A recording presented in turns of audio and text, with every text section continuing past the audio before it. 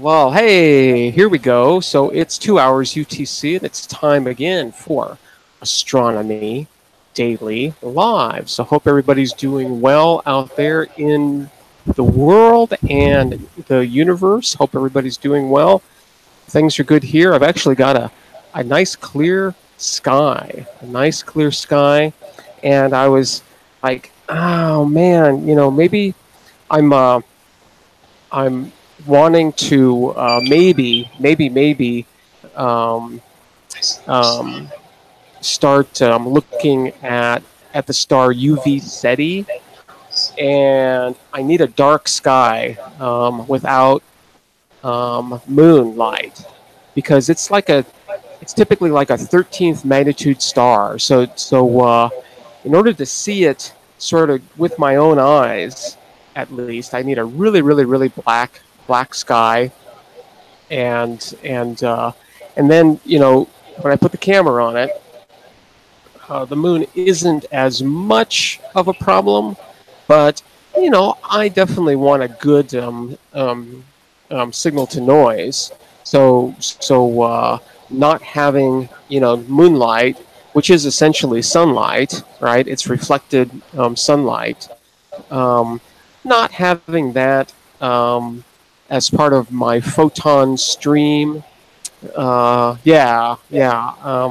So, now that it's past full moon, um, the moon will be rising later and later each day, which gives my early evenings a chance to be nice and dark. So I think it's only a few days past full moon, so it's still rise time. It's about every single day. It's about something like 40 minutes or 45 minutes or so later each day is rise time, more or less, right? I mean, we'd actually be able to figure that out in sort of rough terms, right? The moon goes around the Earth once in about 29 days, right? Well, once all the way around is 360 degrees. So grabbing the handy dandy calculator, 360 degrees divided by 29 days will give us the number of degrees per day that the moon seems to move in the sky. Okay, and that is 12. Look at this. Look at Mr. Calculator. Look at that. You see that digit right there? Look at that. Malfunction. I have had this calculator for something like, I want to say like 22 or 24 years, maybe even longer. I'm not exactly sure. And it's been doing this where I'm sort of losing digits here. That's not going to focus, of course, but yeah. Oh, there it goes. Yeah. So, losing digits again. Anyway, I think this says about 12.4 degrees per day, right? And in 1 hour of right ascension, which is also 1 hour of time, there's 15 degrees, right? So if we divide 12.4 degrees by 15 degrees, we will get the number of hours in right ascension, which is also the number of hours in time. And what we get is 0.82 something, because my digit is gone. Anyway, so that's 0.82 hours, which if I multiply that by 60 minutes per hour, I get 49.6. So every single day, approximately, right? Now, there are other things that play into this, but approximately the moon rises about 49 minutes later every single day, right? So it's a few days after full moon. So if I multiply that by 3, I've got 148 minutes, or about 2.5 hours. So yeah, it's, if I have um, and of course that's 2.5 hours after sunset, right? So have to take into account that it takes about an hour to an hour and a half to get dark after the sun sets. So yeah, right now I'm only going to have an hour of darkness. Is that worth setting up the scope and taking all the calibration data and doing all of that? No, not quite yet. But in 2 or 3 days, yeah, it will definitely be worth it. So, hey, I've been stalling here a little bit. I want to welcome Bobby on the panel. Hey there, Bobby. Hey, what's up? Nice to see you there again. Always, always nice to have a panelist. I haven't been pushing this much, and I want to try to, and that is, I think what would make this live stream better and better and better uh, um, um, is if we have some panelists down here to chit chat a little bit. I know that we have the chat, and you are of course more than welcome to be in the chat as well. I see that Tom is in the chat. Hey there, Tom. Nice to see you there. So, all right. Well, cool. I hope there's baseball on. Yeah, I think that's probably what it is, right? It's the Tom reminded us that it's the World Series, and yeah,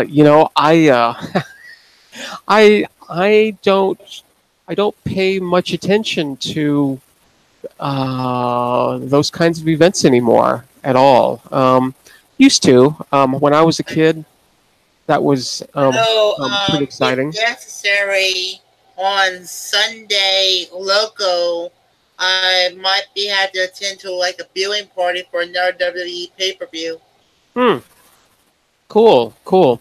So yeah, of course, that's one of the cool things about a daily live stream is that for the most part, right?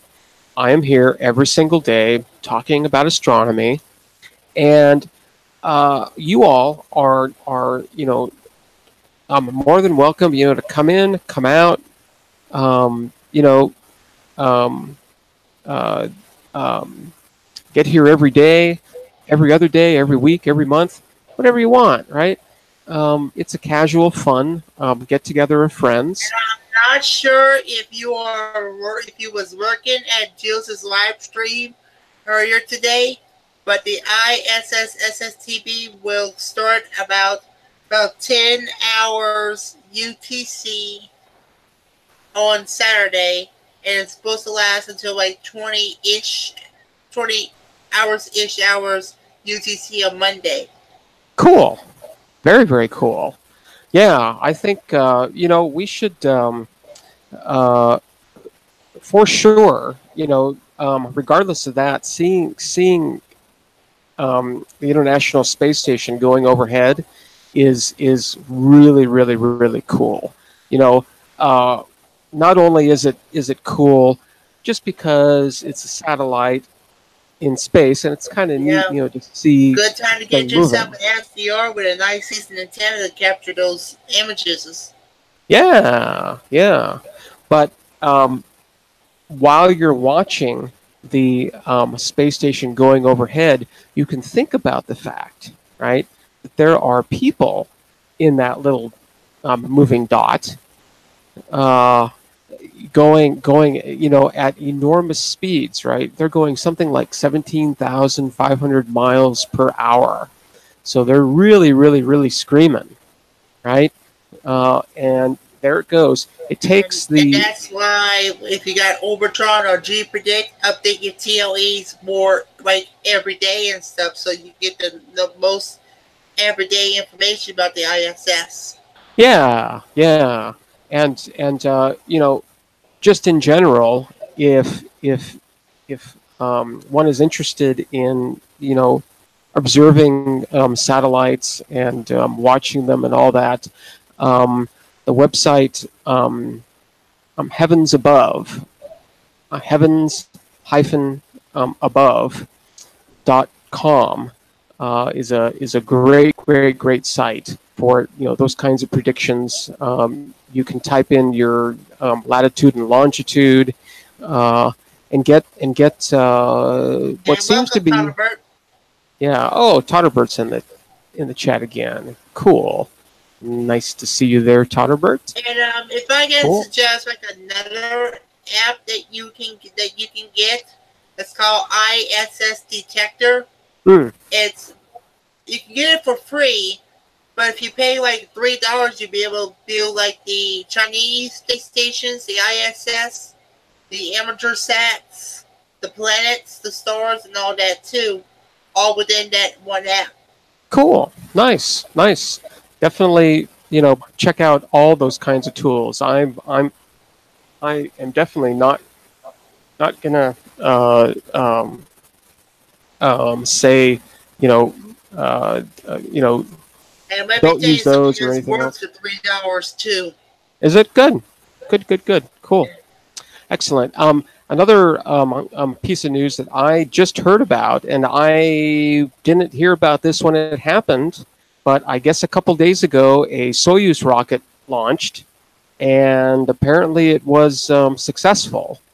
Um, I didn't hear anything about that at all. So, um, um, Tom or Todderbert or Bobby, if you know anything about this Soyuz launch, let me know. But yeah, I just sort of heard that there was a launch a couple days ago. And I guess the unofficial story about the previous Soyuz launch a couple of weeks ago, where they had to do the abort, the in-flight um, ejection and landing. I guess it was some kind of, yeah, I think the Russian quality control is sort of maybe declining a little bit, um, because I guess what happened was there was some kind of bolt that uh, was apparently like just sort of hammered into place, and then some kind of lubricant put over it. So it's like, it's like so yeah. I don't know if that is the official word yet, but I think, yeah, they're getting maybe a little bit lax in terms of um, uh, And um, Todderbert, about after Soyuz abort, Russia won 3 successful robotic flights before the next crew yeah, launches. that makes complete sense. You know, they, yeah, you know, I mean, at least they're thinking that, right? And it's like, okay, you know, we had a failure. We should probably try this a couple times, make sure it's okay. So, yeah, Yeah, make sure that it works before you do a take two. well, yeah, and I guess they just did their first one a couple days ago. Haven't I didn't hear about it at all, and I try to pay attention to those things. I mean, I'm not going to claim, you know, to be, you know, I don't I don't have, you know, my hand on, you know, the pulse of space flight and stuff, but you know, I try to pay attention. So let's see. Okay, Soyuz 2. Oh, okay, go ahead. check the chat. Yeah, go ahead, Bobby. No, check the chat. Yeah. So a Soyuz 2-1B rocket launched on the 25th of October at 0:15, 0:15, and that was the 25th. So that was yesterday at 0:15. Um, well, Todderbert, that is actually one of the things that I thought of first. It's like, I mean, one, when do you get a chance to test the safety systems, right? I mean, really, really test them. I mean, put them to the test, right? The only time that you really put them to the test is when you need them. And that thing, I mean, as soon as the system figured out that there was something wrong, right, it got them out of there. And that's awesome, right? I mean, that is And look exactly. who decided to show up, Tim Robinson. Hey there, Tim Robinson. Nice to see you. So, are you up early or up late? Which one is it? I don't know. But hey, nice to see you there, Tim. Excellent, excellent. Yes. So we're talking about the Soyuz rocket launch, and the fact that the um, the uh, um, safety system apparently worked flawlessly, and it's like, yes, yes, that's exactly what we want. Okay, so Tim is up late. Yeah, there are a lot of T named people in the chat right now. It's a little overwhelming. So there's a lot of T's. So I don't know what that means, but I guess we'll just have to keep an eye on things over there because who knows? Especially with Tim in there, I mean, it just I just want to let Tim know all's well here. yeah, things are good. Things are good. So yeah, they just launched another Soyuz, at least according to Tom, which I believe is a good source. Launched at 0:15 UTC on the 25th of October. So pretty cool. That sort of indicates that they probably got a pretty good handle on what happened, even though they may not actually be talking about it yet. They want to be official and everything, and that's cool. But yeah, if they're sort of slacking in terms of that kind of thing, yeah, that doesn't bode well. So hopefully, they won't have to bang in any more bolts. Bend them down so they stay in place, and then cover them up with like some glue or some lube or something like that. That's that's in terms of QA, I'm sort of like that's a little questionable there. So I've got a little bit of coffee left here. It's about half full, and it's getting a little cold actually. So cheers.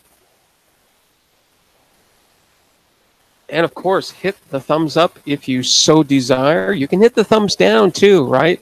I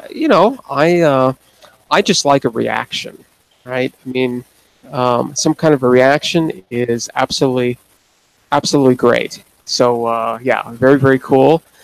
Subscribe if you haven't already. You can bang on that little bell. It's a notification bell. I think it sends you an email or something. I forget exactly. And then, more than anything else, right? You Share. get like a push notification and an email notification. Yeah, cool. Okay.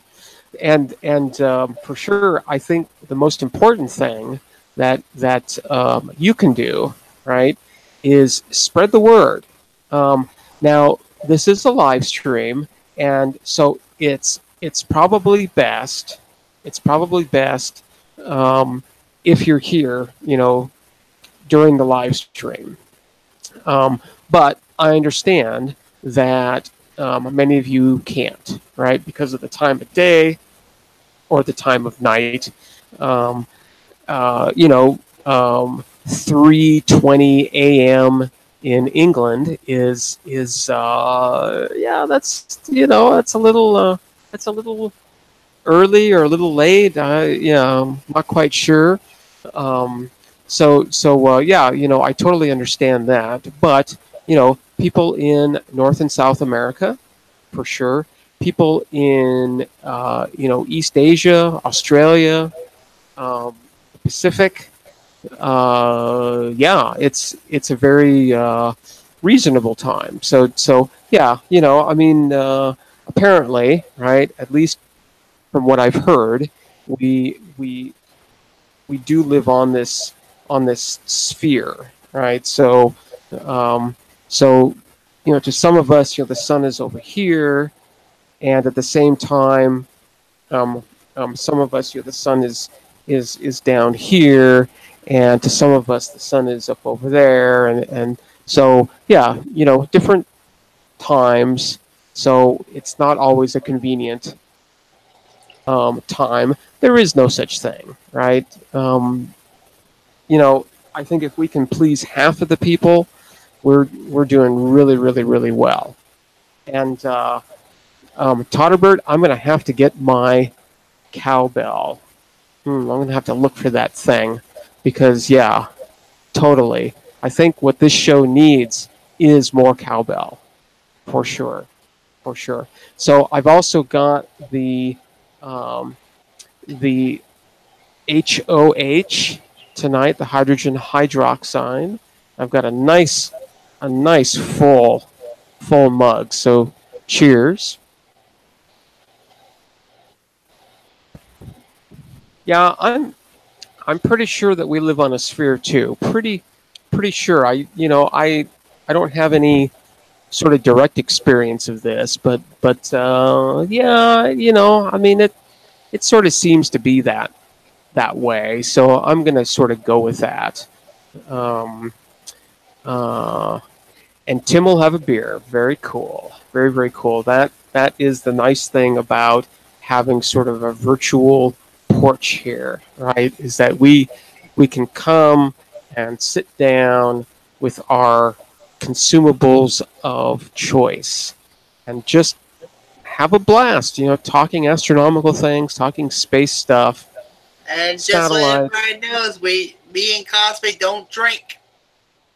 We drink water. Well, my attitude is to each his own. Yeah, I'm just I'm sort of a very, very biased towards this particular molecule, but there's lots of interesting molecules out there, right? Give them a try. If they don't seem to suit you, don't try them again. you know, Sort of as easy as that. Yeah, for me, um, a couple of hydrogen atoms and an oxygen atom, sort of combined in the right way, does it absolutely great. So cool. So I wanted to follow up a little bit with yesterday's live stream, where we were talking about. We actually went over to the planetary data system and went over to the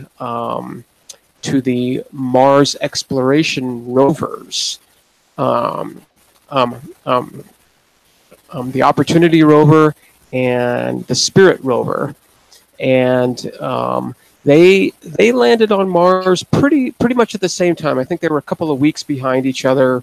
I think I forget who was first. Maybe Opportunity was first, and then Spirit. I forget exactly. But they, one landed on one side of the planet, and the other landed on almost exactly the opposite side, which was a smart move, right? Um, and a bunch of instrumentation, a bunch of cameras, all that.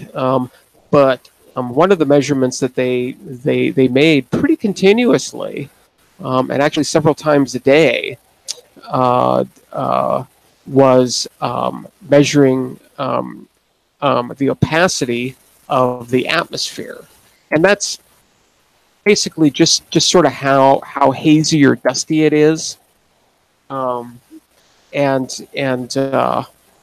so that data was readily available in sort of an easy to read form, right? It was just a text file with a bunch of columns, right? And each column is sort of a different thing, right? There was solar longitude, which I'm not exactly sure on what that is yet. I have to think about that still. There was distance from Mars to the Sun. There was air mass. There were a few other things. Of course, the measurement itself, and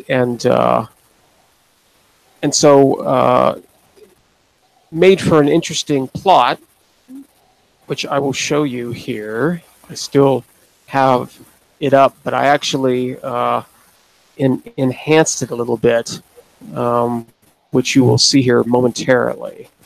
So here's the plot that we looked at yesterday. So what this is showing, this is from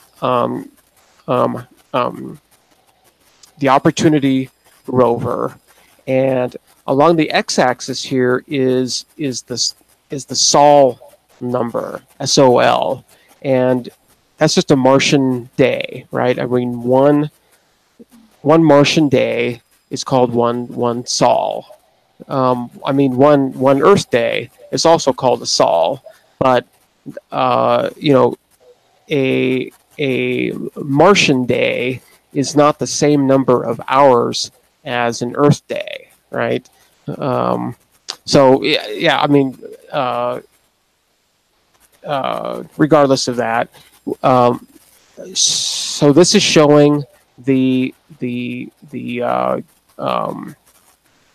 Sol day, and of course, the first day on Mars is called Sol 1, so that would be here, and then the Opportunity rover has actually lasted just a little over 5,000 sols, which is absolutely amazing, right? I mean, the initial mission was set for, I believe, 90 days, and this thing lasted over 14 years. So pretty darn good, right? Lots of data, tons and tons and tons and tons of data. And this is some of it, right? This is the measurement of the opacity of the sky as a function of time, right? So, and again, I haven't really looked into what these values signify. I have learned, though, that a value of 0 means, of course, that it's completely transparent, right? I mean, absolutely no haze, no atmosphere, right? While a value of 5 is actually something like only 1% of the sunlight is actually hitting the detector. So very, very dark at 5, even in the middle of the day. And of course, totally bright at 0.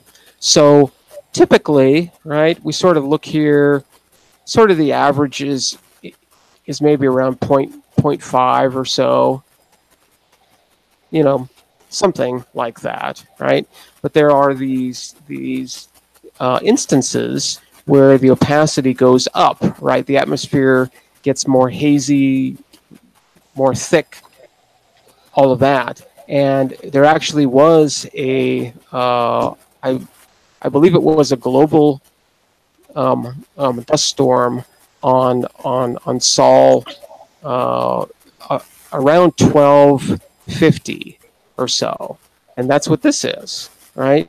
This is when the opacity went really, really high, and it it must have been pretty incredibly dark, pretty amazingly dark. So, but what I've done is I've actually extended this into a third dimension. What I've added, and I'm going to show you this in a second, is the distance from the sun that Mars was as a function of time. So we can look at the opacity as a function of time and distance from the sun. And that makes it a little bit more interesting. So I'm going to start rotating this, and you will see that what we immediately see, and there really isn't a good angle here, but I'll sort of raise it up like that. Okay, so now this is still time, right? This is the Sol number. Looks like demon fangs. Yeah, but then this axis now is the distance from Mars to the sun in astronomical units. So 1 astronomical unit is the distance between the Earth and the sun. And as you can see, Mars, here I can sort of actually tilt this all the way up. Mars actually varies, let's see, between what, about 1 point, I don't know, 1.37 AUs out to about 1.66 or so AUs. So this sinusoidal motion here is just Mars going around the sun, right? That's all it is. It isn't a perfect circle, so sometimes it's really, really close to the sun, and sometimes it's far away, right? No big deal. But what's interesting, right, is when these peaks, right, we were sort of we were looking at these yesterday too. Let me get this so it's back down there like that. You notice that there was a periodicity here, right? That it sort of peaks and then gets lower, peaks get lower, peak lower, peak lower. And we actually sort of did a really, really rough guess as to, you know, how many sols there were between each of these peaks. And it turns out that it is about a Martian year. What is an AU again? Is it in miles or kilometers? An astronomical unit is the distance between the Earth and the sun. So it can be in any units you want. I think in kilometers, it's about 140 million kilometers, or about 93 million miles. Yeah. So we sort of determined that these peaks occurred every Martian year, right? But what I notice, right, is that if we look here, those peaks seem to happen when Mars is actually closest to the sun. So that's kind of interesting. The other thing that I notice, right, is that, see these secondary peaks? There's one here, here, here, here, and here. Those sort of occur, you know, sort of halfway, maybe a third of the way out. So yeah, what is causing these things to happen? so regularly? Don't really know. And you know, did this dust storm occur at this time because it was closest to the sun? I don't know. There seems to be other little peaks right at perihelion here. So yeah, I don't really know what's going on there with that. But yeah, I just sort of thought that that would be an interesting thing to show. Just, you know, trying to wrap your head around this, I know, you know, can be a little bit hard, but you know, this is what astronomers do. They you know, have this data, and you try to figure out, you know, why does it look like that? You know, what's going on? So yeah, it's just an interesting way of representing it. What I thought I would do, and I don't think I'm going to do it now, but I was also interested in knowing if there's any correlation between the distance between the Earth and Mars and these dust storms. But yeah, maybe I'll leave that to another live stream. I just sort of like looking at this kind of stuff, and you know, thinking of Mars and talking about Mars has you know, always gets me in the mood to do what I like to occasionally do, and actually take a look at Mars. We've got a couple of satellites going around Mars, taking some incredibly awesome high resolution pictures. I'm going to stop sharing. And we also have a rover on the surface, taking lots and lots of data, and also pictures as well.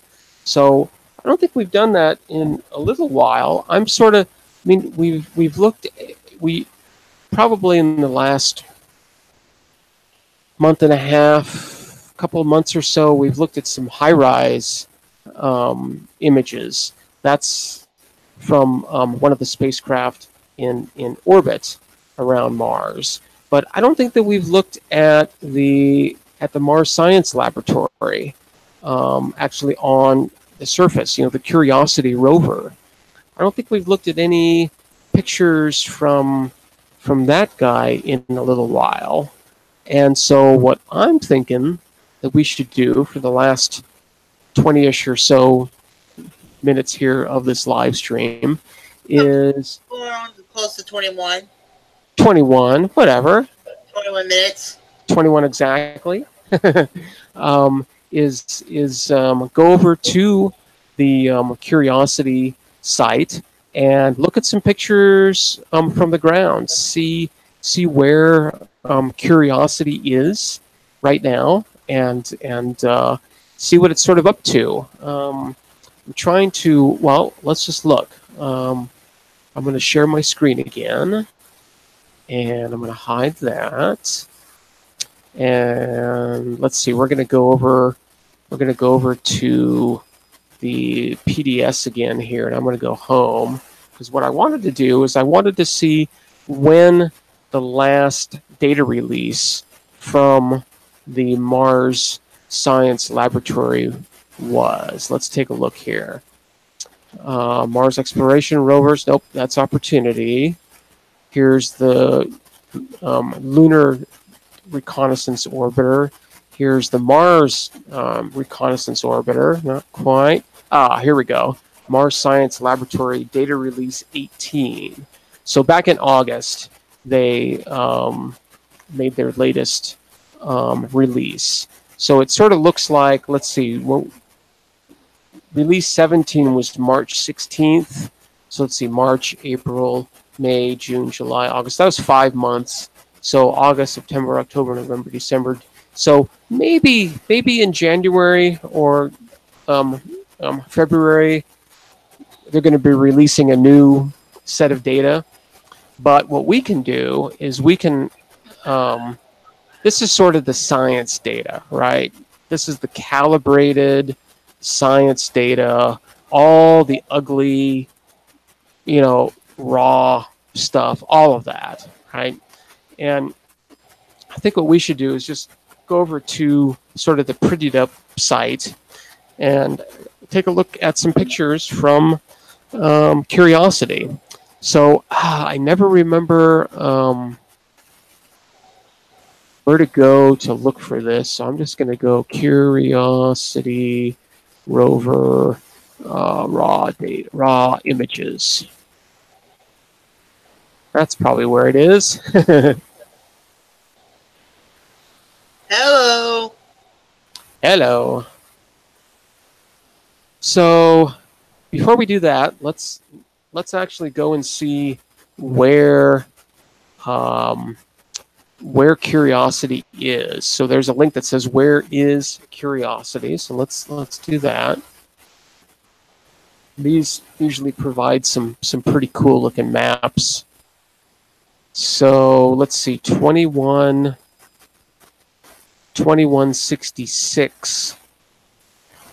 Okay, well right now it's actually sol number 2212. But we have... When are we going to expect Curiosity to run out of battery? Well, Curiosity is nuclear powered. So it uses the RTGs. It's not exactly nuclear powered per se. It uses plutonium as a heat source, and that heat is converted into electrical current, and that's what makes it go. And that thing is good for 20 years, easy, right? Voyager, right? The Voyager spacecraft launched in 1976, are sort of pretty much ending their lives now, but that's 42 years. So Curiosity is definitely going to be around for, I would say, at least 20 years, 20 more years, right? They might have to turn off a few of the instruments eventually, because they draw too much power. But that's not gonna be for quite a while. So yeah, so they're on sol number 2212, going into 2213. So there's a potential chance that Curiosity will build a whole world of Mars, right? I don't think so, right? Look, they've in 2,166 Martian days, they have traveled less than 20 kilometers. So, well, because around every corner, right, it's like, ooh, what's that? Let's go look at that. So, yeah, I mean, they are moving really, really, really slowly. The fact that we can rove around, pretty much at will is extremely cool. But there's so much cool stuff that we're being stopped constantly, right? And then we spend, weeks at a particular place because we want to look at everything, right?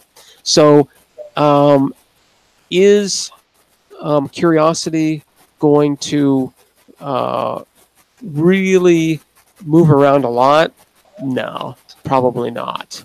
They sort of chose, the place that they want to be, which is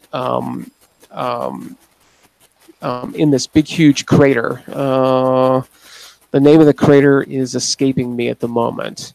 But yeah, I think they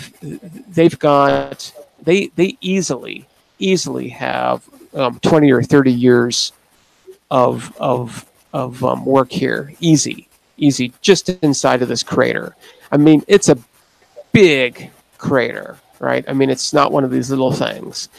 This thing is, I think, several hundred um, um, kilometers wide. So it's really, really big. But yeah, here, let's see at least where it was. Can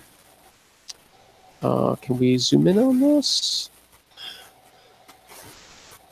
So this is the whole path, right? It landed here, and then it's sort of gone along this way here, and is slowly making its way this way. And here it is. So as of 2166, yeah, it sort of looks like, you know, back on Sol 1986, they sort of made a turn, went up that away, and then eventually, I guess they came back. Yeah, I'm not exactly sure how this goes, but yeah, that's about where they are right now. So cool. So let's go back to the images.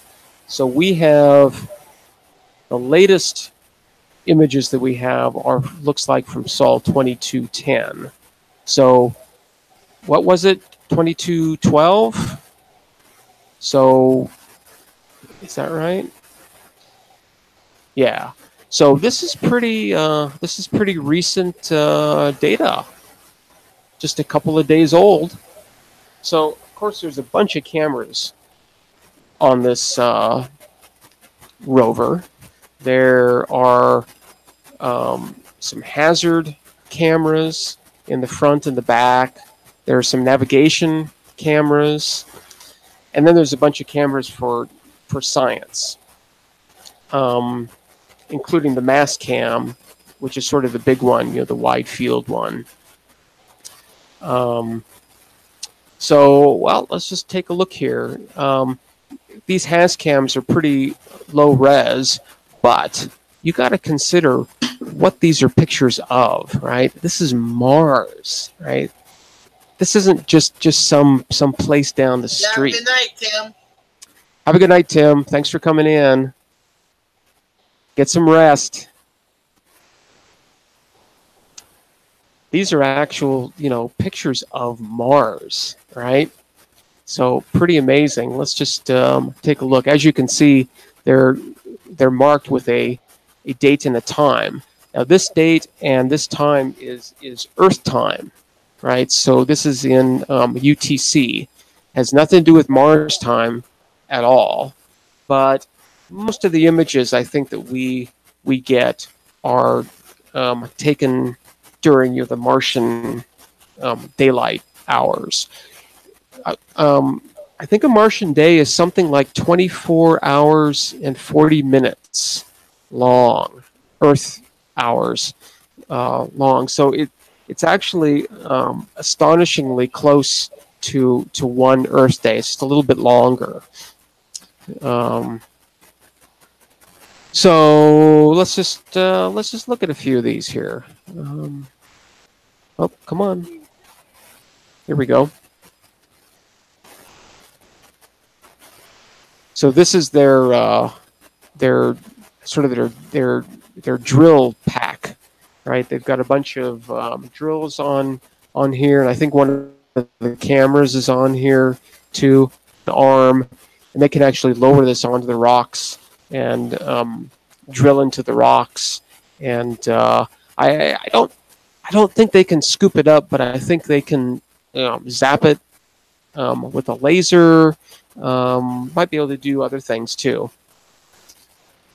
So yeah, here we go. Let's looks like pretty much all the same here.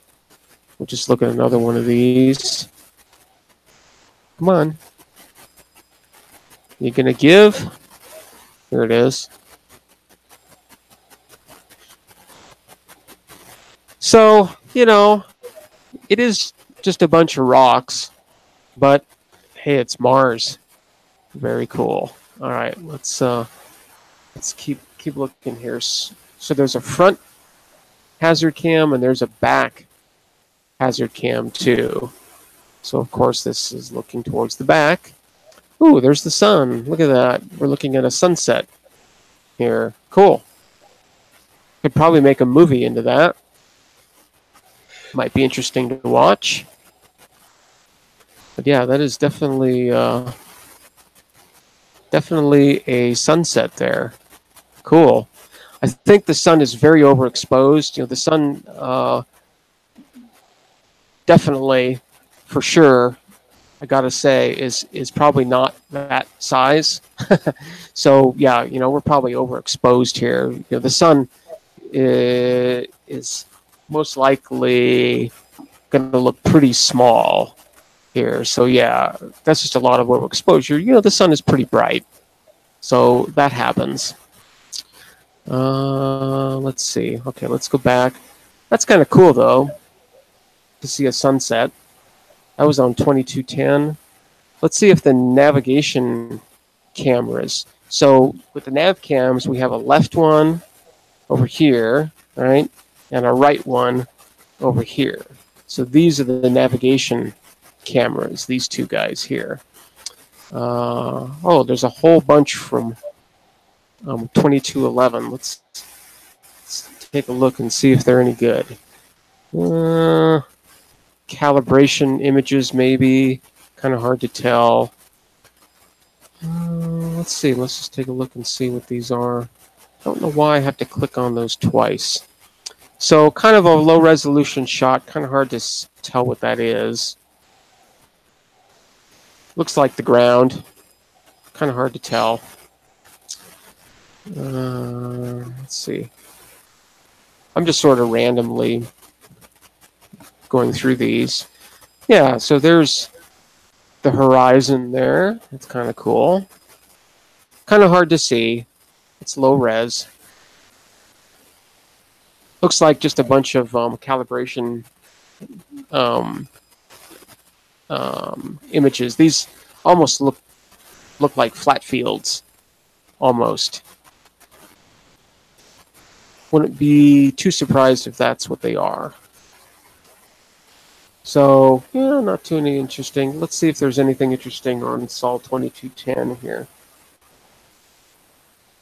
Oh, here we go. So, looking at the ground with a little bit of the rover in view here. Ooh, look at that rock. Wow. Pretty cool. Some interesting little veins there. Okay. Let's looks like there's a bunch of pictures of the spacecraft, or of the rover, I guess you can say. Kind of cool. Ooh, look at all that dust. Wow. It just went through a dust storm. So, you know, last June, July, August or so, there was another one of the planetary dust storms. So, yeah, I'm not too surprised to see a lot of dust. But hopefully either the wind or maybe one of those little dust devils will blow that around a little bit. Doesn't look like it's causing any kind of problem, but you know, electronics, right? Especially, you know, I'm seeing, you know, connectors up here, right? It's like, and here, it's like they don't like dust, right? Don't like dust at all. Wires don't like dust. Connectors definitely don't like dust. And there's a bunch of dust. So yeah, hopefully things are okay there, and we're not going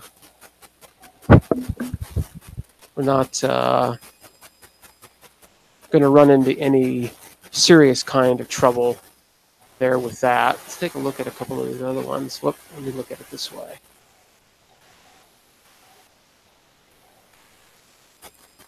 So a little bit of dust here. Doesn't look too bad, I guess. You know, I mean, I'm no authority on these things, but you know, there's dust. It's kind of interesting where it's accumulated, right? That sort of implies that there has been wind, right? wind blowing it off of these more exposed surfaces and leaving it where the surfaces are a little bit more protected from either the wiring here or whatever pieces of hardware, right, are there. But yeah, so I don't know. I would say that the wind is probably doing a pretty good job keeping the dust, for the most part, sort of off. That's kind of cool. There's some tire action here. Little beat up.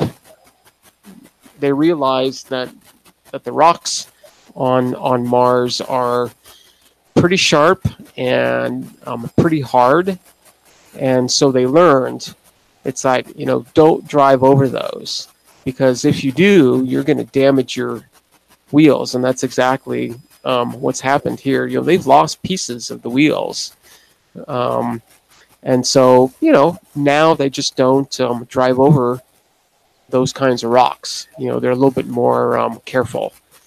They're driving over these flat things, which is probably okay. So pretty cool. Pretty cool. It's kind of a nice shot.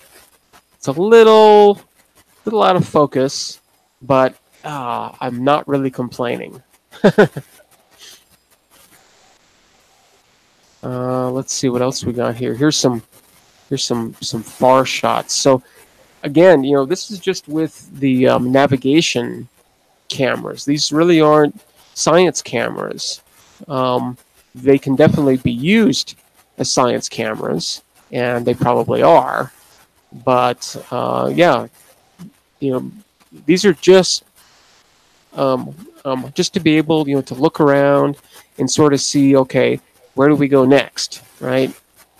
It's a navigation thing. Look at that flat-topped butte there. That's kind of neat. I don't know exactly what the scale is here. How far away that is. It doesn't look very far. So yeah, I don't know if that's a big structure or something small. It's kind of hard to tell. Yeah, there's no scale on these things, which drives me crazy. So I think this thing is actually the nuclear power plant. So this is where I think the plutonium is held, and I'm not exactly sure what the process is, but that heat is converted to electricity, and that's what actually I think. I'm pretty sure that this thing actually does run on batteries. So I think the power plant here probably keeps the batteries charged, and then everything runs off of batteries. I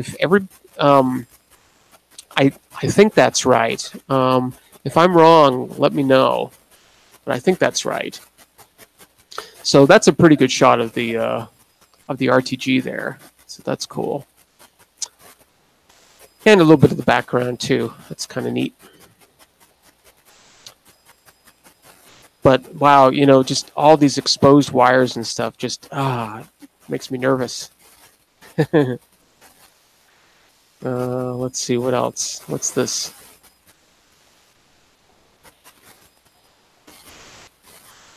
What caught my eye was actually this thing up here, and now that I'm looking at it, it looks like, I guess you can call that a glitch, but it's kind of an interesting looking glitch. But yeah, probably a glitch of some sort. Just a bad readout on the camera, or who knows what, right? But yeah, another shot of the ground, a little bit of the rover there. Looks like it's got that arm sort of pointed down on that modelly rock there. Kind of cool. All right, let's move on. I just think it's so absolutely fabulous, right?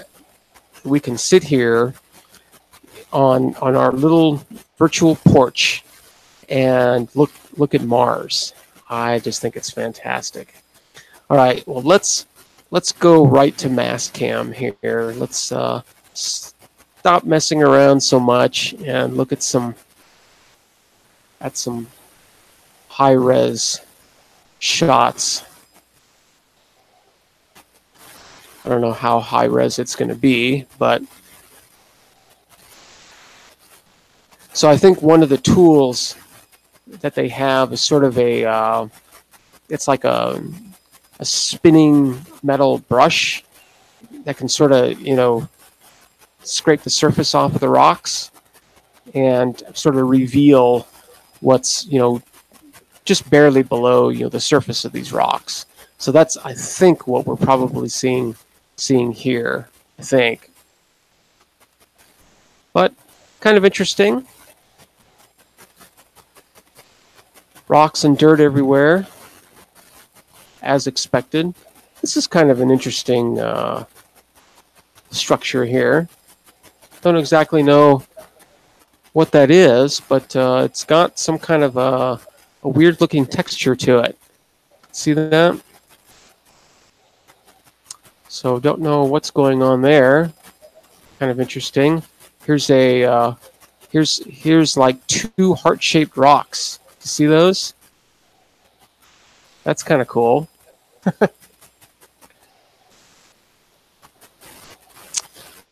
Some calibration data. This particular device, right, has a bunch of colored panels on it. You know, each of these little spots are colored, and so they can look at this thing with their different filters and calibrate their filters that way, and come up with, you know, sort of these true color images. And wow, look at all the dust on that. That's a little weird. Why is the dust gathering around these little circles like that? And look at all the dust on this thing. Wow. That's pretty dusty. I don't know how did all the instruments collect all that dust and stuff. Yeah, well, I think during the dust storm itself, they basically shut the rover down. So you know, they probably stowed everything as well as they could, and you know, just sort of waited it out. But obviously, you know, it's back up and running. We can actually look. Let's do that really quick. Let's see if there's a gap in the data stream here. We'll just go down to mass cam and look. So 2174, no gaps, no gaps, no gaps. There's a 3-day gap. That's not very long. I'm expecting maybe like a month-long gap. I don't know. 35, 32, 28. Huh. I'm not really seeing any gaps here. I would have think that, you know, and I mean, I'm just making a guess that they shut down during the storm, but maybe they didn't. I guess I'm not seeing any gaps. I've gone back over 100 days. Not seeing any gaps. Huh, okay. Well, maybe not. Maybe not. Maybe they wrote it through. Okay, well, let's go back to here. I'm noticing that it is 3:05 UTC, so trying to be mindful of the time. But wow, you know, we're looking at Mars, so I want to look at this for a while. So when you see multiple images of the same thing like this, what they're doing is they're taking exactly the same picture with different filters, right? They have 7 filters on the mass cam. So that is really, really nice, in terms of being able to do science, right? To be able to look at things at a different wavelength. Oh, excuse me. Really allows you to gain a lot of insight into whatever you're looking at.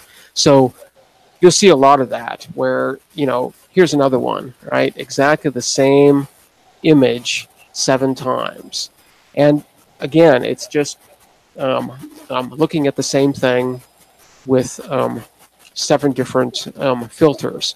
Now, we could grab each one of these, put them into GIMP, colorize them, add them up, and see what we get. And maybe at some point we will do that again. I think for today I'm going to hold off on that. But yeah, they're just they're looking at the landscape, looking at rocks. There's a there's a lot of rocks on Mars, for sure. There's some more calibration data there. That's kind of an interesting feature. Let's look at that. So again, my guess is that these markings here are probably from that tool, right? They can put down on the rock and spin it and either drill into it or scrape off the top. Anything else? That's kind of an interesting little pokey thing there, sticking out of the rock like that. Lots of veins. Pretty cool. Yeah, let's look at a color image of pretty much the same thing. I think this looks like a shadow. I'm not quite sure if that's a shadow or if that's actual, some kind of a different kind of coloration on the rock. My guess is that maybe it's a shadow. I don't know. What do I know? Not much. But look at the colors here, right? I mean, there's sort of a darkish here, sort of a dark orange, a light orange. There's some white in these veins. There's lots of color here. Pretty amazing. Pretty spectacular. Just a rock. So these are just little thumbnails and stuff that they've tried to colorize and all that. These are very, very low resolution things. So yeah, not really worth showing off here. Let's go back and let's just grab another one. So those were sort of the latest images from Sol 2171. Let's go back about a month, right? So let's go back to like 2141 and see what's around there. Oh, here's one that's got 555 images. Well, heck. With that many images, what are we looking at here? I have no idea. I don't know. These are some kind of calibration images? Not quite sure. Big long strips of gray. Smaller strips. Okay, here we go. Okay, so here's a picture of at least one of the tools on the end of that that uh, that big arm. That drill bit looks a little rough. Looks a little rough. Like it's been through a little bit. Pretty cool. What else do we have here? Let's see. Okay, so this is obviously some kind of a Bayer pattern image where they've combined sort of maybe red, green, and blue into one image. So that's why you sort of see this checkerboardy pattern. But what always strikes me is this bright stuff, right? Look at this weird bright stuff. What is that? I don't know. Don't know. JPL, very cool. With wires, wire harnesses, screws. I always like to imagine, who screwed those in there. What was the last person to sort of touch that screw, right? And tighten it, right? And make sure that it's, tightened to the right torque. I just can't even believe Curiosity survived the dust storm. Oh, yeah, no problem. No problem. Now, if it was relying on solar power, maybe there'd be a problem, right? But because it isn't, it doesn't care whether it's day or night. Doesn't matter. Now, you do have to worry about dust, right? I mean, dust is a big problem, especially, when it comes to electronics, right? You don't want dust around your electronics. But, these kinds of things are thought of and planned. So one has to assume that, these harnesses are, good enough to deal with the dust, but they're, look at all this dust in there. So it does accumulate, but it also blows off. So, yeah, not a problem. Not a problem. Okay, here's just, it looks like there's just more pictures of the dust here, trying to evaluate. But yeah, I mean, like I said before, it sort of looks like, the Martian wind keeps for the most part, these surfaces pretty clear, right? It's only where there's some kind of edge that the dust has an opportunity to sort of accumulate. So, yeah, not too bad. Let's see what else we got here. We are starting to run a little bit long, so I don't want to keep anybody too much longer, but just fantastic, right? The surface of Mars in extreme detail, right? I mean, we're seeing things that are, centimeters in size, even smaller than that. But yeah, some interesting bright spots again, here and there. A lot of dust.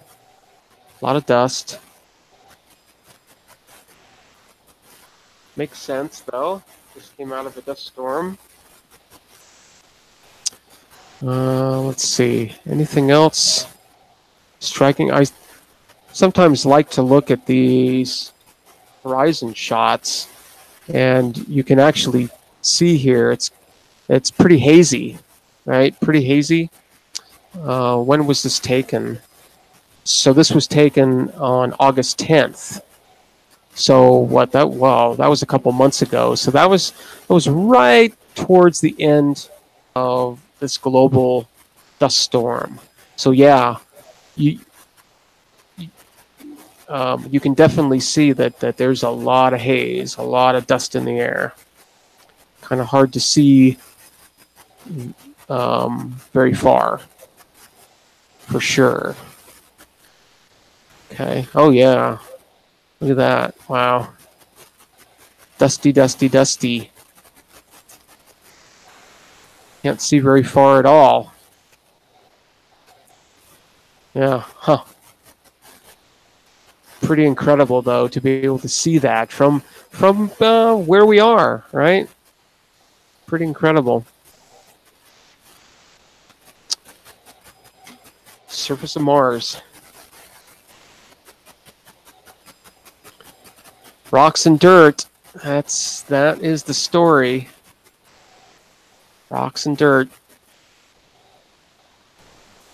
Cool. All right. Well, we are running a little bit late, so I'm going to stop sharing for now and get back over here and say goodbye to all for now.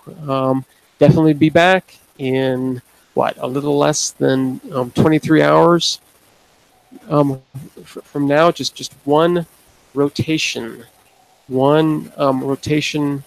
of this planet. So hope everybody does well, has a great evening, a great day, and let's do more astronomy. Let's do it tomorrow.